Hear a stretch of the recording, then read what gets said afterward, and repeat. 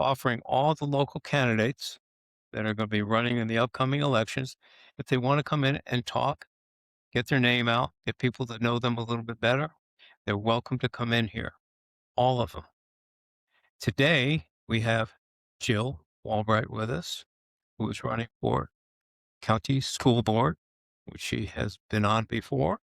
Thank you, Mike, for the question, and thank you for the opportunity to get my voice out to the public.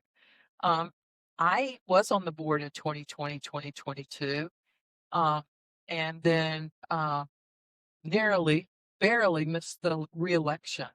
And I backed because I still have a lot to offer, and I have a passion and a desire and I have invested for over 3.5 decades of my time, my talents in this county as a 28-year teacher here that retired here and then went and won my campaign during COVID. And that was a very difficult time during COVID, 2020 to 2022.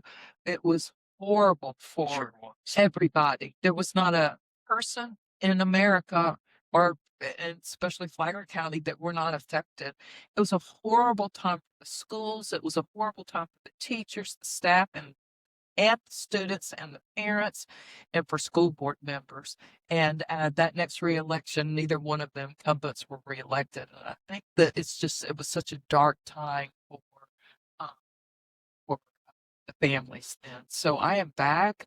I am energized. I am ready to give it my all. I don't have any other jobs. Uh, so I will work it full time. And I'm out in the community now. People probably have seen me in the community. It's hard to miss you lately. It's hard to miss you lately. So based on your experience, both as teacher and on the board, what are some of the things that you would like to do or see differently as would be elected this time? Well, a lot of the things that were going on back in 2020 and 2022 were brought to light and resolved and went on, and state legislature solved a lot of the conflict and a lot of the problems. So we're good to go, right? We are good to go. What we need to do is to follow state law. We need to be fiscally responsible, and we need to bring up the student learning. They have not completely recovered from COVID yet, and students lost ground during COVID. And so we need to get the learning gains back up. And that's all we need to focus on. We don't need any extras. It's enough to teach, especially elementary age children, to read. It's enough just to pour into them and to teach them what we need to teach without putting extra things on the teachers' plates and on the students. So just back to the basics is what we need to do. And we need to make sure that our families and our students trust us. I think during COVID and during that time of conflict, we lost a lot of trust with the public, and we need to repair that. And the way we repair that is we're available, we are out and about, we listen, and we consider what they have to say. Listen, as a school board member, some school board members get it confused. They think that they work for the district. We do not. We do not. We work for the constituents. A school board member is to represent the constituents and the community. Yes, that includes the staff and the students and the parents and the administration, but it also includes the retirees from the community, the business people. Oh, during COVID and with the previous superintendent that we had before Mrs. Moore, the business community was shoved aside and not even welcomed in our schools. And Mrs. Moore is doing a wonderful job of repairing that, but we need to continue. We need to continue working on building it because the community and the business people, they know what we need. They're out there. They're out there, and they hire our graduates, especially in the trades around here. Often they hired. Not everybody goes off to college, and we need to have people career ready when they leave high school if they're not going to college. I 100% agree with you in that aspect. I mean, I grew up in a different era. The school I went to had all of that, whether it was advanced shop, advanced automobile, advanced electrical, also had they did things like bookkeeping and all this kind of stuff. So if you weren't going on or you were going into the world after graduation, you were somewhat prepared and you could prove that when you went to an employer that you had the skills Yes. that they were looking for. Also working with the community and the business community, if it's something that you're able to accomplish, to work out where students that are thinking about doing that can take some time and work with those businesses to see if it's really what they think it is. Apprenticeships and Oh, yeah. internships, that's the best way to learn from the masters in the field, right? Yep. You know, at one point in time, Florida, the state of Florida, had more internships and different business practices than any place in the country. Now they don't. So it's time to bring it back. It's Christ. Yeah. Yeah. It's good. So you bring the experience of both a teacher for almost 3 decades or all of 3 decades, the time that you spent on the school board, and you see the general practices that are in place. So you probably have an idea of some of the practices. Let's not look at all the negative stuff. Some of the practices that we do well in our school system that you want to see consistently being offered. What would they be? I want to consistently see teachers have the opportunity and the elementary teachers, all teachers need to build relationships with their students, don't Right. get me wrong. But the primary grades is it's proven that's where we're not making the gains. Kids are not coming to kindergarten ready for kindergarten if they haven't been to a preschool. So early intervention, early learning is really, really important. And then those early years where we're setting the stage of them being learners, whether they like coming to school, love coming to school, whether they learn to read, because that sets the stage for everything else, right? So we need to really focus on the early learning of our young kids. And the elementary teachers know how to service their kids, but we need relationships not only with our students, but we need to get back and continue to bring the parents in. You know, when I was a classroom teacher, I was called. It was my life mission. It was my gifting to be a teacher. I don't think it all came from education. I was just gifted that way my whole life.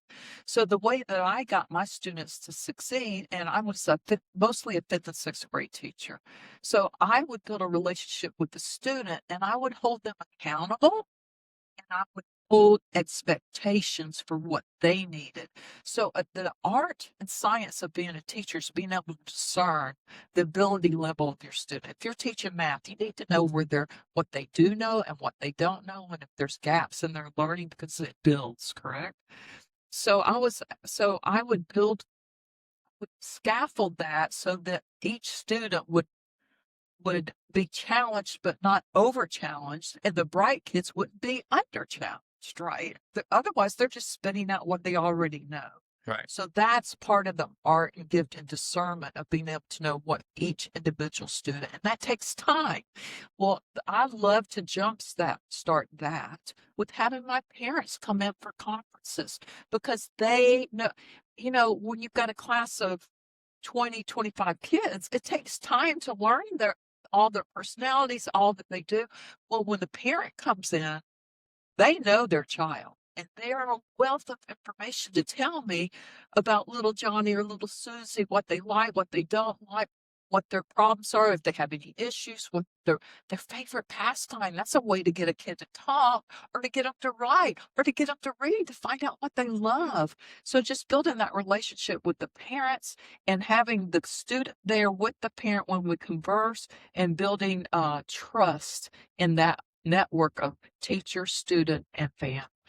How about the ability to help those? And I'm one that believes that reading is one of the most important things to do. And I have a reading disability. So I suffered all through school. Uh, thank God my daughter learned to read when she was 2.5 years old. And that you could see how that affected her going through school. I had dyslexia. Mm. And back then, late 50s, early 60s, they had nothing to do. They knew that you had something wrong and they tried to put somebody to teach you how to read. They didn't know how to overcome that which they now know. So do we have in place, or can we look forward to having in place things that will target things like that to help students that they're not dumb, they want to do it, but something is holding them back to overcome? Yes, years ago when I was a teacher here in Florida, you're correct. Florida did not recognize dyslexia as a need to be serviced, right, with an IEP or with extra help, but they do now. So there are services, but That's just one example. that is one example, but here, that's just the thing. Every child, whether they need ESE services, whether they're advanced, whether um, they're busy, whether they learn to by listening, whether they learn by visual, by if they learn from speaking, if they use all of their senses to learn. Some students can't read unless they read out loud because they have to hear themselves too. And there's knowing your students and knowing their needs is the art and this discernment part that a teacher needs to have. And it's hard to be an expert at everything, but luckily we have experts around to pull resources from Okay, to help them. good. And you've mentioned before, we'll just talk a little bit more about it, the involvement of parents. What I see here, and maybe I don't see it correctly, I see far less involvement. Parents say part of it is because growing up, both my parents didn't have to work at the same time. There was one parent that was there, and now parents almost all of them, both of them have to work, which makes it more difficult. How do we get that work around that to have the parent more involved in in their child's life and learning and into the school system, so they're more apt to go to the board meetings to express their concerns or their pleasure? You got to have both. You don't just go to complain. I believe if you don't have at least a suggestion for a solution, don't complain because you're just part of the problem. Correct.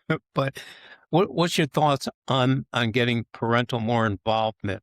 Well, it's parental engagement, right? Yeah. Community engagement. And I hate to go backward in time, but the backward in time is what's created the issue. So COVID was a lot of it, but the previous superintendent did away with the community engagement position at the county office.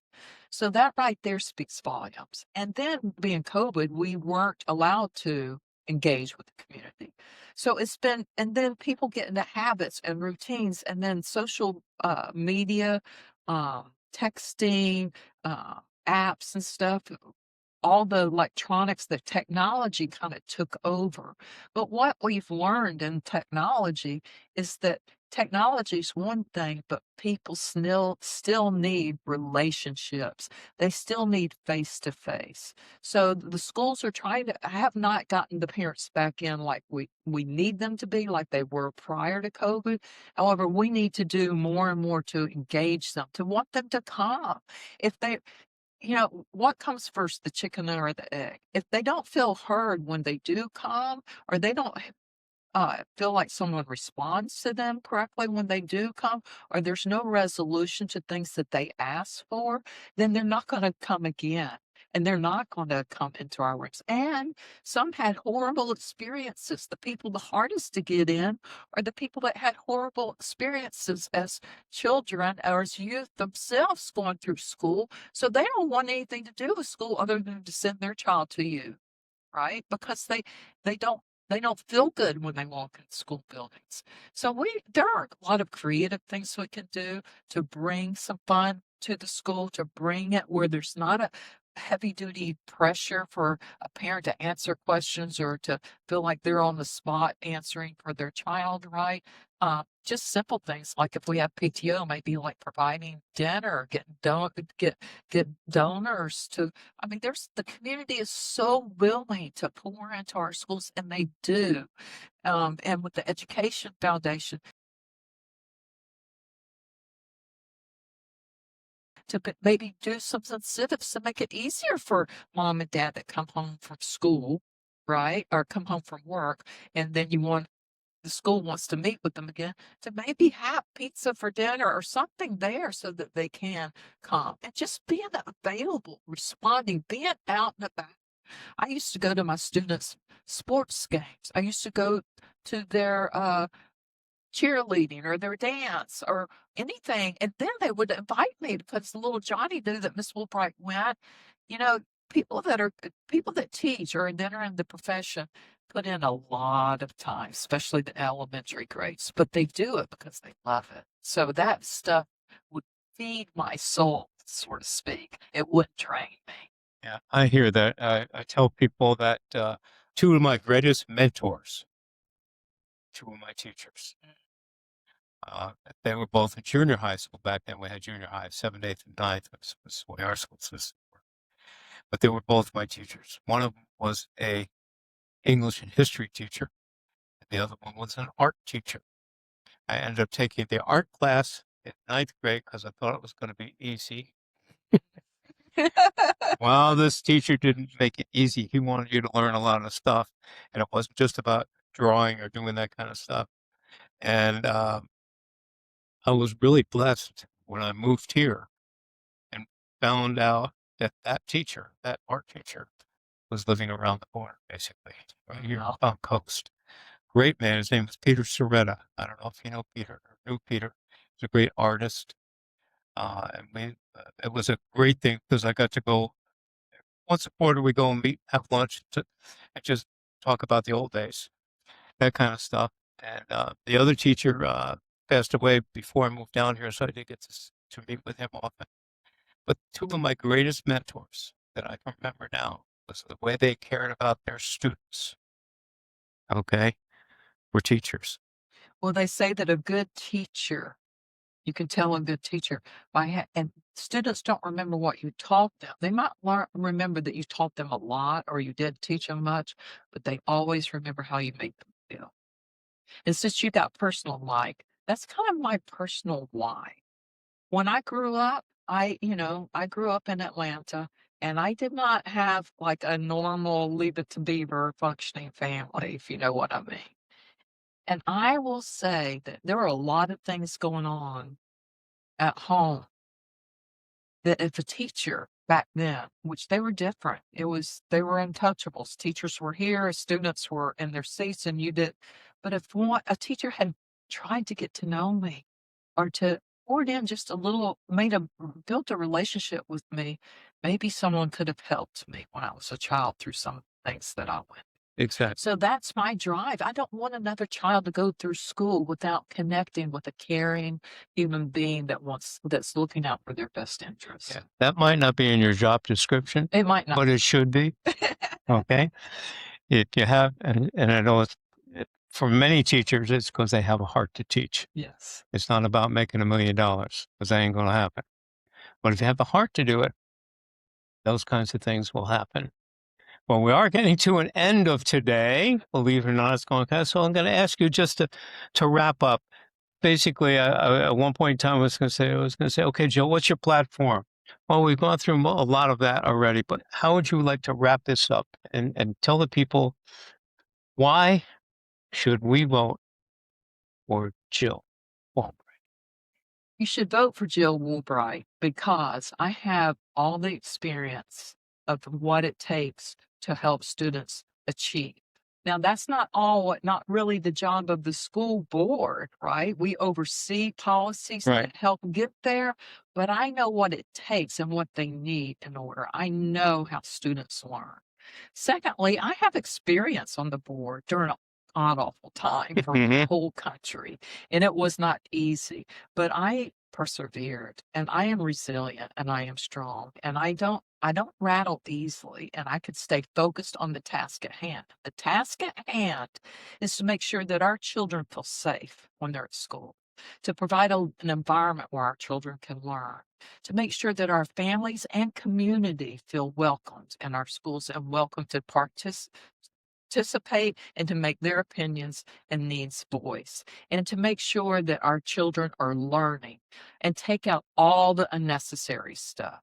But our children need just to get back to the basics and learn. And then we can bring our grades forward, which will make the whole community better, will help with our people coming here looking for jobs, will help our business community. Everyone in this community has a vested interest in the scores and the grades of our school. And until they end that kind of testing and that kind of high stake testing, which I believe one day they will, but until it is ended, that is the system that we live under, and we need to perform and become A+ schools once again. Plus, we don't need to spend 1 penny more of the taxpayers' dollars than necessary to educate our children. I'll say that again. We need to be not spending any on the extras. We don't need to hire more employees than we need. That's hard as a school board member because the biggest part of the budget goes towards salaries. Sure. But if our schools aren't growing, our staff should not be growing. Our administration should not be growing, and our support people should not be growing if our schools are not growing. And as right now, they're not growing. They've stayed the same because of vouchers. And here's my soapbox, Mike. I'm really going to get on it. I believe in parental choice for school. This nonsense that they're taking away public funding is a lie. You know why it's a lie? Because ever since schools were ever funded, they've been funded by the number of children that show up. The first 10 days of school, every classroom teacher takes a roll. It's not who's on your roll, it's who shows up. And that number gets reported, and it gets reported to the state, and those are the funding numbers. We've never gotten paid for students that went to private school. Why should we now? The angst is that they're upset that they're going to the private schools or homeschools and they're actually getting money. But public schools have never been funded for students that never showed up at the seats. So we need to make sure that we still give that choice and fight to get our kids back. Yep. Be competitive. Now, I'm going to try to put you semi on a spot. Okay. Right. And I hope it's not too big a spot, because you know what I do outside of here. I do. Okay. One of the biggest things I do is volunteer in the county, helping people in recovery from drugs, and alcohol abuse, Mm-hmm. substance abuse, which is growing in our community. And because of the size of the community growing too, it will happen just as a natural part of population. One of the concerns that my organization and several others that are involved with this is we believe we need to get more education into the elementary school area, teaching more of the kids, not scaring them, none of this DARE program kind of stuff, but teaching them so they have a better understanding that they control the switch. Because we do. We all control, to a point, the switch. And if we can teach them what the boundaries that they need to be looking at, making that decisions, we feel it'd be better. How would you feel if we were able to it wouldn't cost the school system anything? There's enough experts in the community that would be glad to be part of helping to do this, to put some type of program together. Okay, so for the listening public, what do you mean by switch? Oh, the switch? It's like you turn the lights on with a switch. Okay, you can turn the lights on in substance abuse or not. Plain and simple. As an example, we don't know what 7 generations in our past, what people went through. But scientifically, substance abuse can transmit DNA 7 generations forward. And not everybody in those 7 generations would be affected. But if you knew that there was something there that you had to be concerned about, whether it's alcohol, that you might not want to drink because you could be. Or if you do, you need to be super aware of the effect of it. The same thing there. I think it could be done, Mike, because guess what? When I was in school is when both my parents smoked. So when I was in school, that's the time, I'm aging myself, you're showing my age, but that's the time when they started discovering that it wasn't so good for us. Mm-hmm. And they talked about that in school. And it was okay that they talked about it in school because you can't get addicted to nicotine if you never picked up the cigarette to smoke in the first place.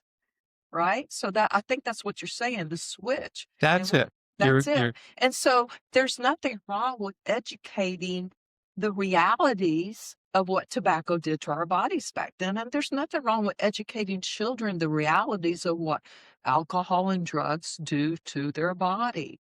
And educating them that it's in your DNA, that addiction is not just behavioral and environment. That could play a role, but it's also in DNA. Yes. And the DNA is what you're playing around with. And the DNA, there are alcoholic and drug addiction DNA genes that we have that we pass on for generations. So I would be all for that, buddy. Okay. You know, but it has to be done age appropriately. So the curriculum would be written and then checked and rechecked and made sure that it was age appropriate for the younger kids. I don't believe in scaring people. No. I don't think that works. Education and Education. facts, science, Yep. science. You got it. Okay, well, we're going to draw this to a close today, Jill. It's been a real pleasure that you've been able to come in. And even though I might have screwed up the date yesterday and thinking it was yesterday instead of today, but that's all right because you couldn't find the building today. So we're equal. We're equal in that. So again, we welcome you to come on, citizens. It's your responsibility to do the research to find out what these candidates have for us. It's not a party thing. It's an individual thing. And if you feel that those people are going to do the right thing for you, and in this case, our children, those are the people that we want. But it's up to each and every citizen to do their bit to determine who, what, where, and when. And we go from there. So everybody, this is Mike Feldbauer. I'm signing off from the Flagler County Drug Court Foundation, Flagler County, Flagler Voice. I get confused because I'm a man with many hats. And sometimes I don't know who I am. The Flagler Voice podcast studio being supplemented to the U.S. News and Entertainment Network, being powered by them. We welcome Jill Woolbright. And as it gets closer, as you go through the final stars, if you'd like to come back, we'd welcome you to come back. And vote in the primaries. That's what school board is. You got it.